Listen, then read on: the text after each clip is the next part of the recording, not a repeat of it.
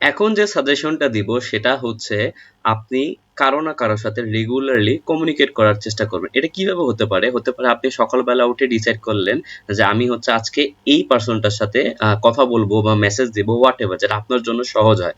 But যে কাজটা করতে বলবো সেটা হচ্ছে কারো না কারোর সাথে রেগুলারলি কমিউনিকেট করা। আপনি অনেক কিছুই শিখবেন।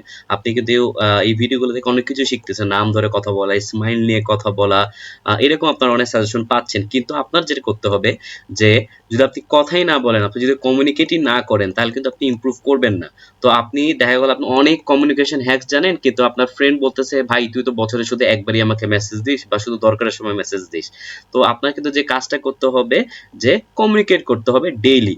যে হয়তো ভালো কমিউনিকেশন পারেও না, কিন্তু সে যদি এই হ্যাকসটা জানে যে কমিউনিকেট করা ডেইলি তার ফ্রেন্ডকে রেগুলার, আপনি প্রত্যেক ফ্রেন্ডকেই যে প্রত্যেক দিন মেসেজ দিতে হবে তা না, কিন্তু আপনি যেটা বললাম আপনি যদি সার্কেল করেও করেন যে আচ্ছা আমি আজকে ফ্রেন্ডটাকে মেসেজ দিলাম, হয়তো তাকে 20 দিন পর মেসেজ দেবো সাপোজ, তাহলেও কিন্তু হয়।